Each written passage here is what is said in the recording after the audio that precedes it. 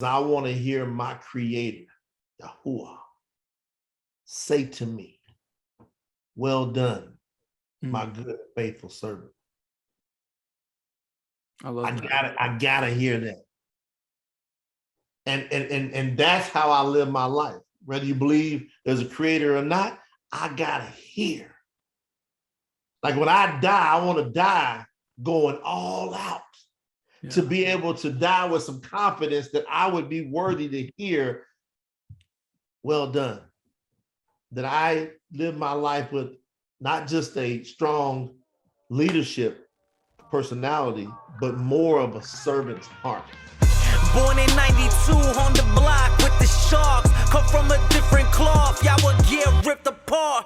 You want it diamond, then you gotta get it in the dark. We dropping nuggets like Carmelo went to Rucker Park.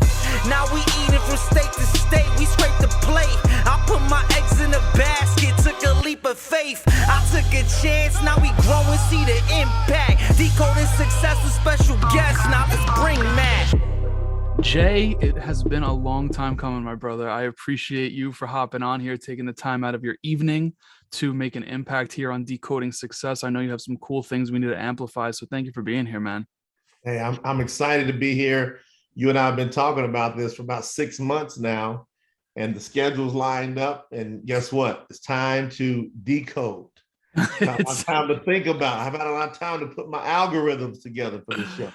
I love it. Now, you and I got connected over Clubhouse. I'm actually getting the chills just saying this because whenever I get the chills, I believe that it's soul to soul conversation. And I'm just going to throw this out there, man. You're an incredible individual.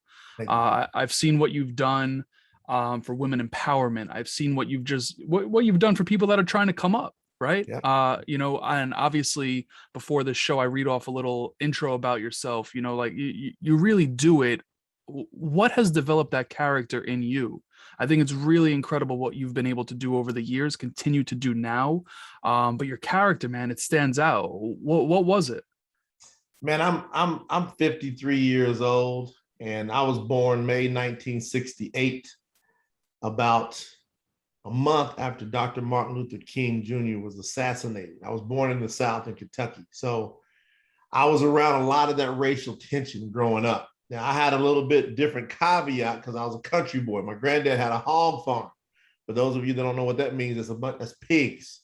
We call them hogs in the country, So I had that humility. Now, when my mom and dad, when they split up, when I was around 8 years old, my mom moved to the city, Lexington.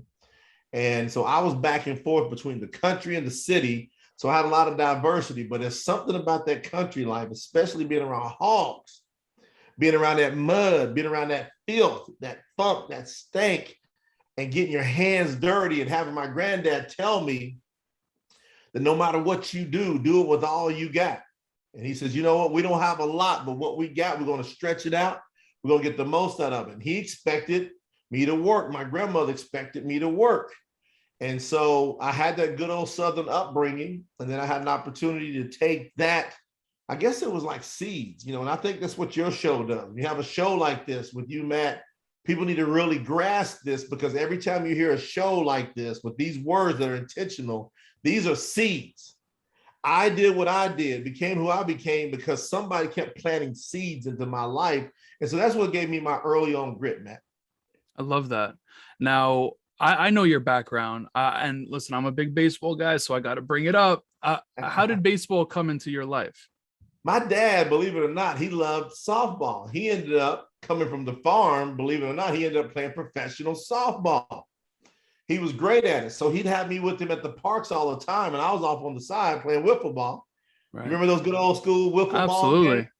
I tell you, you get great with wiffle ball because the ball moves so much. So it makes you learn how to stay back and hit.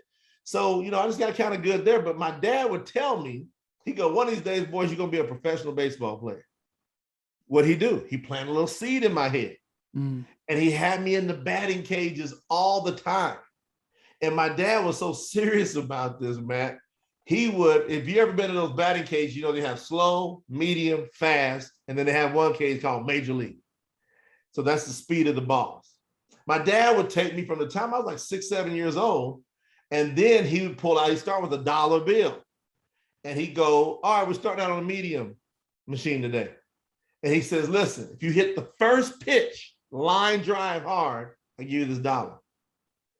But no matter what, if you foul it, if you ground it, it has to be a line drive, you get $1. First pitch. And so in the beginning, you foul, tip it off or whatever. There's no money. And then all of a sudden, I started getting used to that, focusing how's I going to get the money. And then when I got into high school, he go, all right, we're starting off on the slow machine today. First pitch, $5. So went up to $5. And then, and so I learned to hit those pitches. Now, what he was doing is he was teaching me how to balance and stay back and hit off my back side, my back leg, which most hitters don't get that very basic principle. Right. He was teaching me to hit off my back leg and stay balanced. So no matter what pitch came, I'd be able to adjust. And so that has a lot to do with life. You got to be able to let life come at you, then adjust.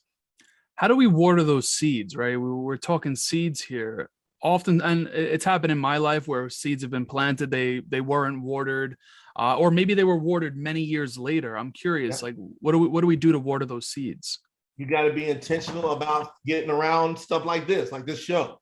You got to find people that's got something going on. I got, when I got out of baseball, I played 6 years, and here I am about to have my dream. Roommates with Alex Rodriguez. I'm with the Mariners at the time, about to play next to Ken Griffey Jr., left field, him center field, and then I blow my elbow out. But anyway, that took me out into what I call real life. And real life, I had to get out into business. I had to decide, do I want a job or do I want to be an entrepreneur? I wanted to control my time, control my money, so I decided to become an entrepreneur. Now, in entrepreneurship, you are more than likely going to be looking for some mentorship, some direction.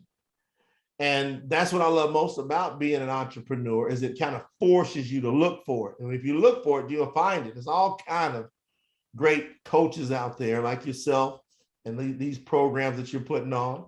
But that's how I kept watering. I kept looking for somebody. And here's what I heard early on when I was 27. Find somebody that has what you want, do what they do, you'll get what they got. Who was that somebody for you? It was a 23-year-old Romanian girl. Really? I was 27.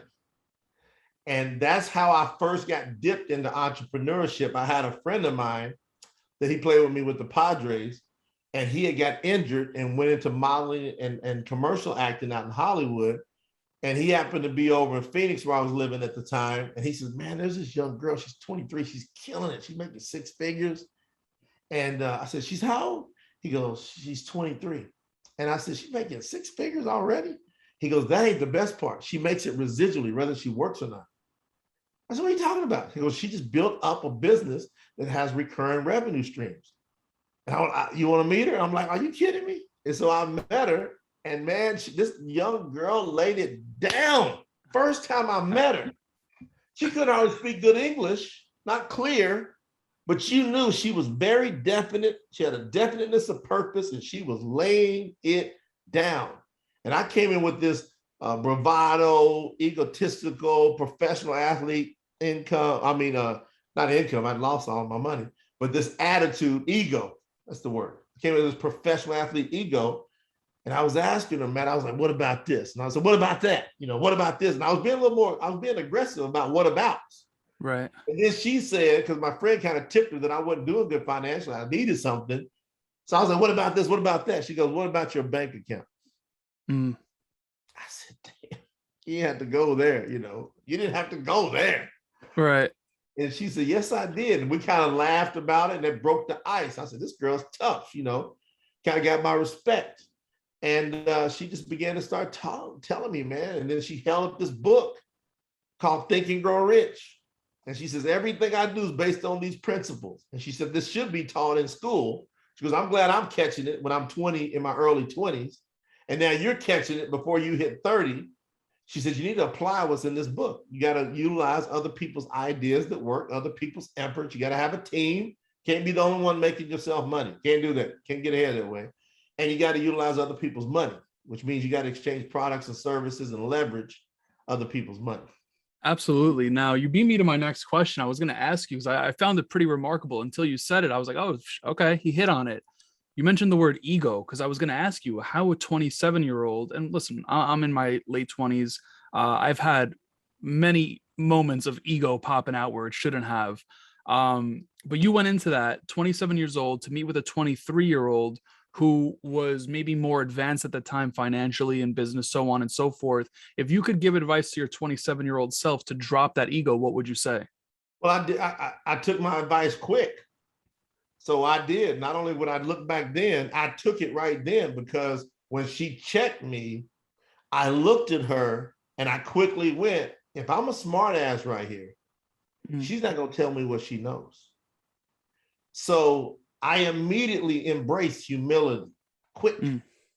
So if I can brag on any one thing about my career and any success I've had, I became so proud of the fact that I was willing to humble myself to learn success principles. Yeah, that's a beautiful thing. Now, you mentioned two women already that have made an impact on your life. Your mother, actually three, because you mentioned your grandmother as well. Your grandmother, your mother, and this 23-year-old Romanian woman.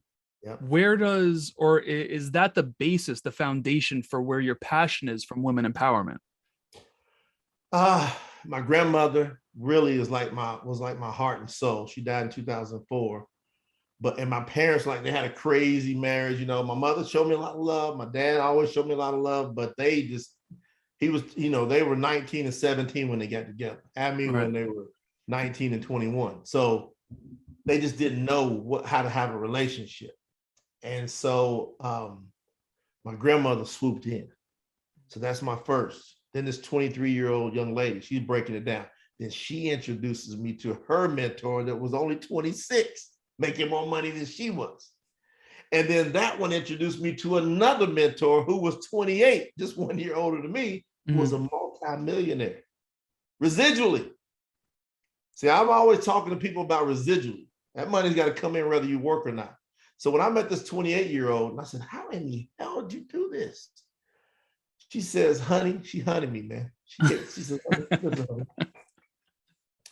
she goes, when I was 22, I was a bartender. As soon as I got my driver's license, as soon as I could drink alcohol, when I turned 21, I was looking to be in bars. And I said, I want to be a bartender because those are the coolest people. She goes, I make great tips, but I got introduced to learning how to make residual income. She's talked about this. And she said, so for the past 6 years, while everybody else is distracted from just making a living, exchanging all their hours for dollars. You want to talk about decoding success? When on the financial pillar, if you want to decode it, listen to what she told me. She goes, while everybody else is distracted, just making a living, exchanging hours for dollars, I've been putting all of my energy into making money off of my efforts over and over again after I do that work. So she really, and I got to work with her pretty much hands-on for 2 years. I love that. And it was just, there's been times she's in my face this close, like that close. And she did it out of love. And I understood it because I came from professional sports. I didn't take it personal. But she learned to really love me because of my background, having that professional athlete ego, but then being humble. So she would tell me more than she would tell most people because she knew I had a high level of drive and discipline and a high level of humility. So that impacted me. But what changed everything and inspired my mission and passion for this women empowerment is 2014, when my wife tells me she's pregnant. I never will forget the day, man, because I told her, I said, whenever you tell me you're pregnant, I'm just going to run out the door. I'm going to haul ass and run down the street as long as I can run until I run out of breath, just so excited.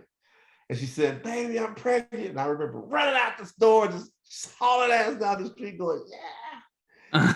But then we go to the doctor, and after about a month or so, it's going to take several months before you know the sex of the baby. But this doctor was known for predicting the sex of the baby early on. And this doctor, he says, I'm 85% or more right.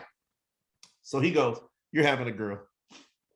I was like, and my heart went down in my ankles, man. and all to my toenails. I was like, it was something mad about that statement. You're having a girl. That's what you mean. You're having a girl. I always envisioned I'd have a son first. And he goes, you're having a girl. And for a month, man, I believed I was having a little girl. And then after a month, when we did the 99.9% test, you could kind of see things. Well, he saw the little pee-pee. Oh, I got a boy. But for 1 month, my ass was panicking to another level because I know how it is in this world for women. It's just not, it's not fair. It's not. And I wanted it to be fair for my daughter. So now I approach women's empowerment as if I was having that little girl and bringing her into the world. Absolutely, man. That's a beautiful thing. That is an absolutely beautiful thing.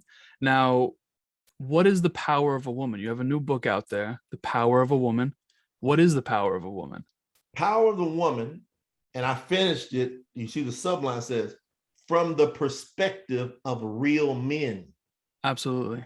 So I didn't just leave it there because I knew this had to be a uniting book.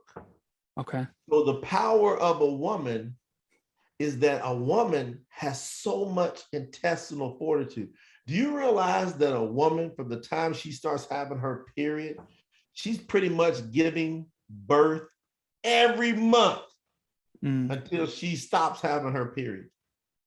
So when a woman goes on her period, that's why you hear cramps.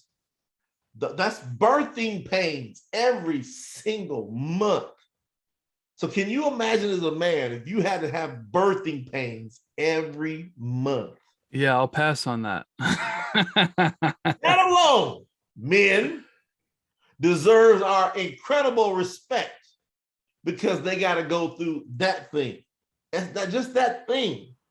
But then to be able to see how people have twisted religion to, and I believe organized religion is one of the most dangerous things in the world. I'm just straight about that because I think people twist it. Spirituality, is there such thing as good religion, good spirituality? Yes. For most people, men and women in power with that, they twist it, man. And this is 53 years of hardcore experience telling you this. So the power of a woman, man, is number one, they give birth almost every single month with their period. Number two, did you know that approximately 137 women are murdered every day in the world by a family member? Did you know that? How much? 137 women a day. Holy shit. Are murdered by a family member globally every day. It's ridiculous. 4 out of 10 women in their life is reported would have been raped sometime or another. 4 out of 10. I was talking to Forbes Riley, celebrity TV host. She was on my show when we were launching the book a couple of days ago.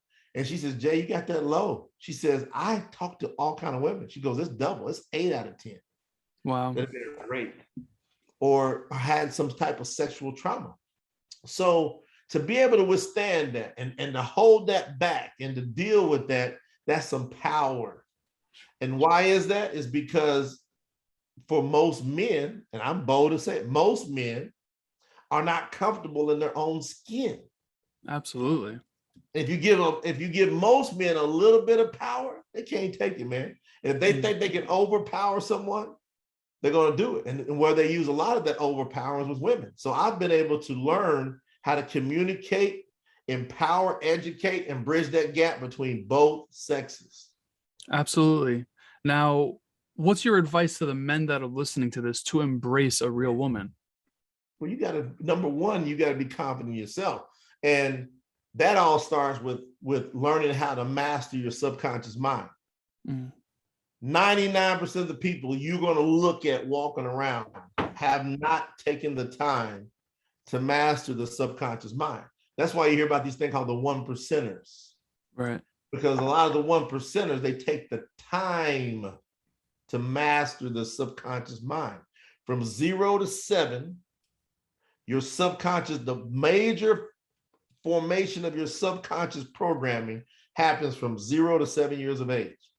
Aristotle, the great philosopher, said, give me a child until they're 7, I'll show you the adult. Mm. Why? Because of that theta brainwave that you're in. If I ask you questions about what happened to you from 2 to 7, you're not going to really remember a lot of that. Right. Because you're walking around in like a hypnotic state. That's called theta brainwaves. I've studied that. And so if whoever you're surrounded by, you're going to become.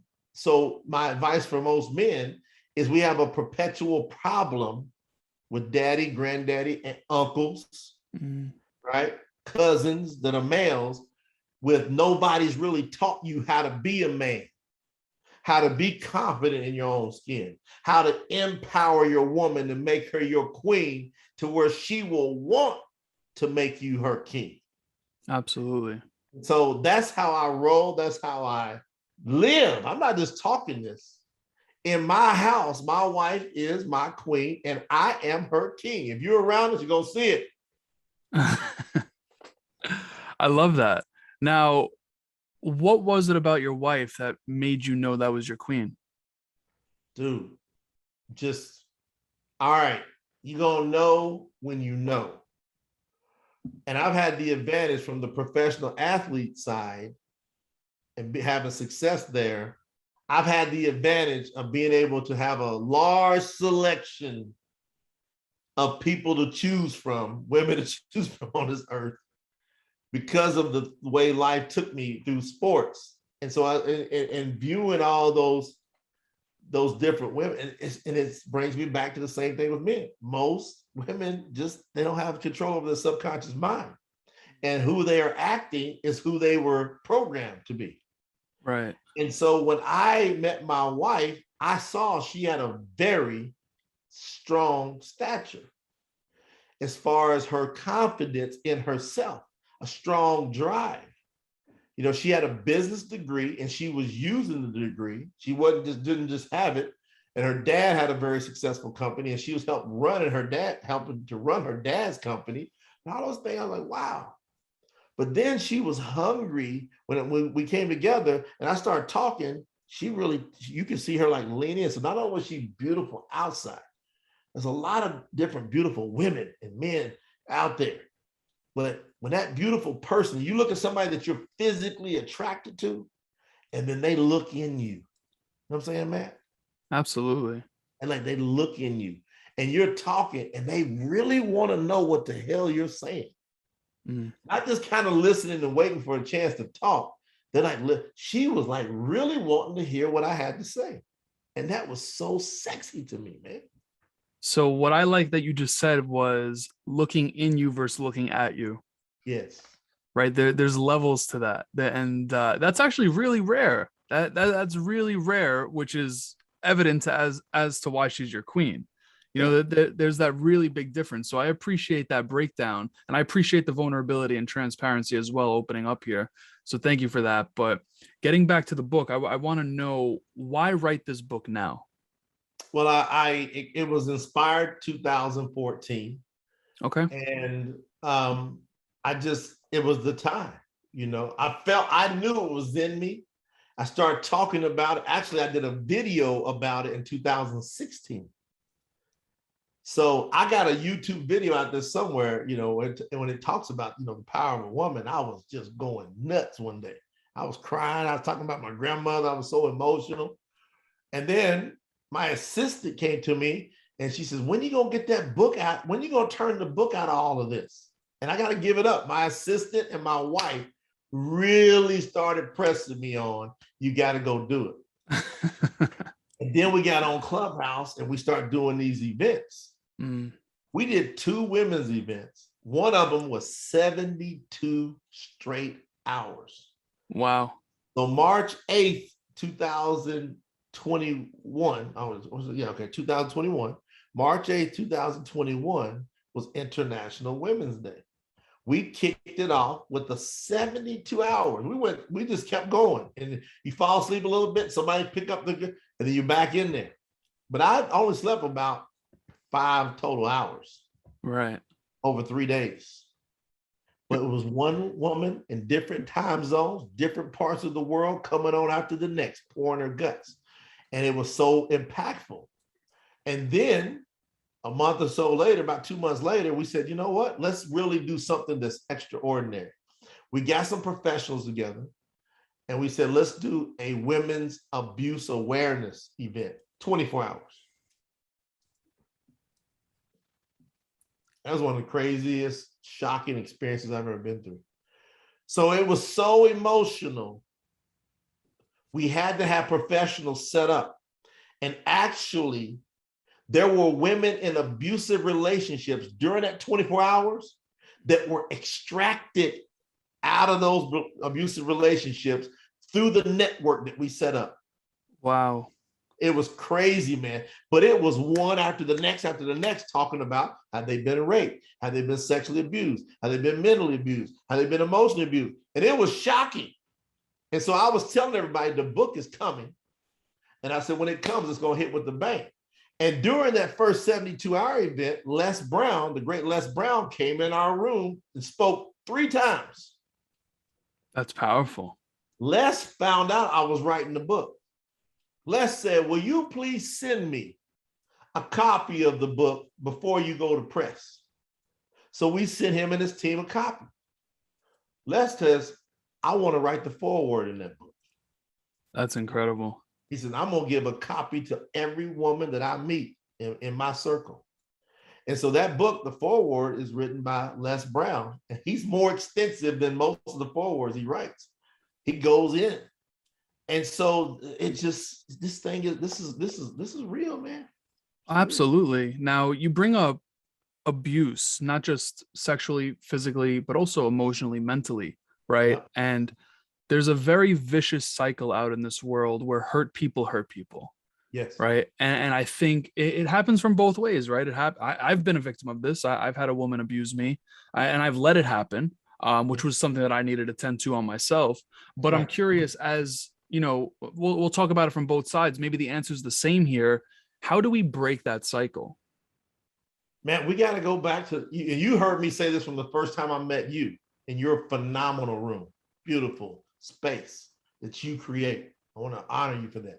Appreciate But that. I said it from the first time you met me. I said, you have to go deal with your subconscious mind. Okay. Now, I've got a platform called confidencetones.com. It deals specifically with your subconscious mind through brainwave entrainment. So you got 2 ways to be able to address your subconscious mind. You can either do it through auto-suggestion, which Napoleon Hill teaches, which that's bull rushing, saying something to yourself over and over and over and over and over again. Problem with that is most people get lifing on them and they get distracted and then they lose. They have to start over and over again. You're frustrated. So there's other ways to do it where you can catch yourself in a theta brainwave state 2 times a day, automatic for every human being. Right when you're about to wake up, right when you're waking up, your brain is theta. Right before you go to sleep, your brain is theta. Theta is important because that's when you learn. That's when you can actually reprogram, scientists say. So if you got a good set of headphones that you put on and you get the right information going into your subconscious mind right when you're going to sleep, that's easier. It's difficult right when you're waking up because you're in a deep sleep. So you haven't. So would you have had to been listening to something all night? Some people do that. Or we could take you through 11-minute to 20-minute sessions on confidence tones. And we have a program for certain things to deal with trauma, to deal with emotional distress, to deal with lack of confidence, to deal with unhappiness, all that stuff. And it's just brainwave, because if you're feeling emotional and distraught, you got to say, well, what's feeling emotional distraught? It's something in you. So the way it got there, we can go utilize technology to help get it out of there. So I'm going to announce this on your show first. Nobody knows what I'm about to say. Let's do it. Okay. So Confidence Tones is on an online platform, but it's not on an app. I'm launching a new app that's going to have Confidence Tones in it, plus all my other personal growth products that I have. I'm putting it in the app. And so this particular app is about to come out here within the week. It's about to come out within the week. And What's the so app? What's the app's name? I'm announcing this coming. So I'm gonna let Matt's gonna come back and put the name, because y'all hear me saying it, but I got a couple more things, pieces I gotta do for my attorneys, and then I'll come back and tell you, you can put it on Absolutely, no pressure whatsoever.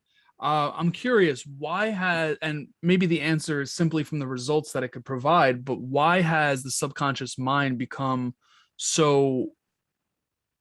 a prevalent topic in your life? Like, was it from Think and Grow Rich, or was it from the results? Is there something else? That's where it started. That's where it started, from Think and Grow Rich.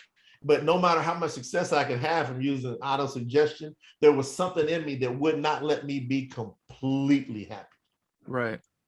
I was happy, but I just couldn't get to completely happy. And I was like, what in the hell? Because I've got all this training. So I started getting into it and started studying NLP, neuro linguistic programming. And that just opened me up. Yeah. Like, I mean, for anybody that's not familiar with neuro linguistic programming, that's just off the charts. I work with one of the grandfathers directly of NLP, neuro linguistic programming, Mr. Rex Sykes. He and I are very close friends. He's been 40 plus years. And we sit down and have talks about the power of the subconscious mind. See, everything that exists came from somewhere. And here's the thing about existence. Existence is attached to life. Life always wants to keep living. Life wants to keep living. The way that we know that, it's always trying to reproduce itself. So if I say to Matt, if I gave you a little small sunflower seed, did I give you just a sunflower seed? Or did I give you multiple seeds? What did I give you? Well, you gave me multiple seeds if I know what to do with it. You know what to do with it. Absolutely. So if I know what to do with it. Okay. So that's important, because what I heard you say is know what to do with it means you got to plant that seed in order for its potential to come out. Absolutely, 100%. Okay. Once I plant that one seed with the rain and the sun, it grows into a sunflower, and a sunflower puts out what? Gangs of seeds. You could end up having an entire field of sunflowers out of one seed. Why? The seed wants to have as much life as possible. All life should be looking for ways to fulfill the most potential it can get out of itself. Mm-hmm. Human beings keep getting around other human beings that are not paying attention to nature. Look at that little acorn. I grabbed an acorn the other day, and then I looked up at the big ass oak tree. And I'm going, that oak tree was this acorn. But it went ahead and it got planted somehow, like you said, and then it just went ahead and kept doing what it was created to do, which was to continue to grow. Yeah. And it goes through seasons. There's times it loses its leaves. There's times the things ain't gonna go right in your life. But there's also springtime. There's also it's rebirthing time. And as human beings, we got to allow ourselves to go through these processes. We can't allow ourselves, when we lose our leaves, meaning we have a bad situation happen, to go, that's death. No, that's not. That's a season. Yeah, absolutely. Jay, what's the question you wish more people would ask you? Question I wish more people would ask me is, how do I be happy? What is, oh, that, fuck, you beat me to it again, man. I wanted to ask you what happiness was in your life, because you mentioned that word. You're ahead of me here. You're ahead of me. So let's answer that one first. What is happiness for you? Happiness for me is peace of mind. Okay. It's knowing that I can choose to live in a perpetual state of gratitude. So I stay grateful, therefore I stay happy. It's impossible to be sad if you're truly grateful. Right. So I control that. I control it. A guy back in the day when I was 19, first drafted by the San Diego Padres, owned this very successful restaurant out in Yuma, Arizona. Hot as a mother out in Yuma. Hottest place in the USA. And that's where my first spring training was, 19 years old. Man, I'm out there. And after we get out of practice and everything, you know, I go to the restaurant and eat. And this guy had this badass, successful restaurant. And he was a younger guy. So I was like 19. He probably was like 32, 33. But he owned the restaurant. And he says, hey, man, you want to go out in the desert one day? He rescued greyhounds. He goes, I got this greyhound, you know, and he goes out and let it chase jackrabbits, just let it run, get his exercise. So, oh, I'd love to do that. So the guy, he took a liking to me after several weeks, and we went out in the desert, and we got to watch this dog, Zach. I remember dog Zach, and he was just running these rabbits. And then he looks over at me, he says, how you like the restaurant? I said, man, it's awesome. I said, I can't believe, you know, at your age, you've already got this successful restaurant like this. And the guy goes, well, you want to know how I got it? So he took me out there to tell me this. He said, you want to know how I got it? I said, yeah, I want to know how you got it. He goes, because when I was a bus boy, meaning cleaning the dishes off the tables, Yeah. I was the best bus boy around. Therefore, life gave me a promotion to dishwasher. Can you believe what this man said, Matt? He said life gave him a promotion to dishwasher. Right. How many times have you heard people be fired up about getting a promotion to dishwasher? Never, but this is intriguing. This dude was like, and guess what? I was the best dishwasher that anybody I knew. And therefore, life gave me a promotion to waiter. Wow. And I became the best waiter. And I got a promotion to assistant manager. And I became the best assistant manager. I got a promotion to manager. I became the best manager. And I got to own my own restaurant. Wow. He goes, you got to be faithful over the smallest of things. And you got to work your smallest things with all you got. And I promise you, life is going to keep giving you promotions. I got chills right now. I'm still building my life off of that conversation in that desert that day with that man and that dog. Right. That's a beautiful thing. I'm curious though, in a situation like that, where you're waiting, not necessarily waiting, you're working for life to level you up. How do you suggest someone embrace that process? Because that process, I mean, listen, I'm a millennial. We want everything right now. We live in an on-demand world. I could order food right now and I have it in my house in 30 minutes. Yeah. I can meet a girl on Hinge. I can, you know, whatever. There's options, right? Yeah. How do you embrace that process? You don't let the ease of access distract you. Yeah. To what you really want. Is all those things that you can get quick, all those building who you want to be. Mm-hmm.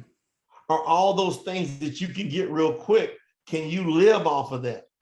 Can you build your life off of that? Right. Can you feel successful off of that? Figure out that big thing that you really want. And then know that the whole universe is always wanting to conspire to give it to you. Absolutely. Life always wants to keep continuing. And life knows that if I can increase Matt, I'm increasing myself, called life. Right. Life is not against us, but life makes us work life in order to get more life. Mm. And so you got to get something bigger than that instant stuff that you're getting. So what's something bigger? If I came to Matt, I said, Matt, what is something bigger you want outside of you being able to get some quick food? You know, wouldn't you love to be able to have an executive chef cook for you on demand? Right. All right, now I'm taking that to another level. Absolutely. Uber, executive, in-house, or on yacht chef. Right. You see? Absolutely. anything you do, stretch it out and say, how can I maximize this? That's powerful shit. That's powerful. Now, you mentioned that you wished more people would ask you how to be happy. Does that answer stem around being grateful as well, or is there more to it? I was going to tell them, I'm going to say, you got to be grateful. You got to be grateful. Okay. You got to be absolutely fired up about where you're at, knowing that that is nothing more than the acorn sprouting and growing to the oak tree. Absolutely. Every day you're an oak tree. Every day. I don't care how small you look. I love that. I love that. The big oak tree in the forest don't look down at the little one and go, ha, ha, ha. It just knows that it's on its way up with them. Absolutely. Wow, 444 on the clock. I just looked at that. That's powerful too. That's a synchronicity. Of course, it happens when we're connecting. I love that. Now, Jay, on a personal note, what's a piece of advice that you've been given that you didn't want to hear but proved to be true? Kind of what you're saying. I want everything faster. My grandfather told me back in the day, he says, life's going to throw challenges at you. When it comes, he'd always say, give it some time. Just give it some time. Why does a person commit suicide? They don't want to give it some time. When I was in my first relationship, one of the first love of my lives, and everything went sour and my heart was broke. Man, I lost like 30 pounds and I was just distraught. And everybody was worried about me. My clothes was falling off of me. And my granddad was like, son, there's so many fish in the sea. And I thought, man, this right here is this. But see, my soulmate was waiting for me. Yeah. And back here, there was a time I was suicidal. So if I would have gave in and not gave it some time, I wouldn't have been able to feel what I feel now. I can't even hardly tell you, man, the level of love that I feel from my wife. And now my son. My son's 6 years old, man. He loves me. I love him. We love each other. I see the relationship you two have when you post on social. You do amazing things. And I think that's really incredible. The bond that you're building at such a young age. That's going to be, you're watering that seed right now. You're watering that relationship. It's going to be very fruitful for many, many years to come. I'm teaching my son that, man. Like he's watching it. Yeah. I love that. I love that. Now, if people can only take away one thing from the book, what would you want that to be? Well, I think the thing I want you to take away from the book is I want you to personalize it into you being an impact person from the book. The book was meant not to be read, but to create conversations. Okay. I want men and women talking. It's already happening. There's husbands and wives already having more conversations. The book went #1 in less than 24 hours. And now in 48 hours, it's #1 on Amazon, 6 different categories. And I'm getting people sending me DMs. I got people sending me text messages saying, this is inspiring conversation with my spouse that we've never had. They said they never had them, never had a conversation. Why? That book is giving women permission to be empowered and giving men permission to not be threatened. Right. You can't help but have beauty come out of that. So I've got inside my app, all right, my tier, I kept looking down because I want to know if I can tell you. So the name of the app is going to be Thought 360. Thought 360. The Thought 360 app. So they told me I could say it. My attorneys and everybody said it's good. All right, so Thought 360. Inside of Thought 360, I'm having several courses. One of them is going to be Power Women, Real Men. The Power Women, Real Men course. I'm just going to create conversations. And if I want to invite you, Matt, on the panel, the Real Men panel. Right. I appreciate that. How you feel about that, man? You coming in? Yeah, absolutely, man. I'd be very grateful for that opportunity. About that, to sit on the panel as a real man You want to talk about one of the sexiest things in the history of the earth? Watch this panel I put together of real men and power women and everybody vibing off each other, just loving on each other, being empowering to each other. That's the environment that I am creating. It's a beautiful thing. Intentionally. Absolutely. Jay, I know I need to let you run in just a couple minutes. One last question for you. If Jay lives to whatever year he wants to live until you accomplish everything you want to accomplish, more best-selling books across all the charts, podcasts, Clubhouse, socials, programs, impact, relationships, whatever, you got everything under your belt, but you could only be remembered for one piece of advice, what would that be? I gotta hear, this is my personal belief. Everybody believes what they want. My number one goal in my entire life, and I'm a high-level goal-driven person, is I want to hear my creator, Yahuwah, say to me, well done, my good and faithful servant. I love that. I gotta hear that. And that's how I live my life. Whether you believe there's a creator or not, I gotta hear. Like when I die, I want to die going all out. Yeah. To be able to die with some confidence that I would be worthy to hear, well done.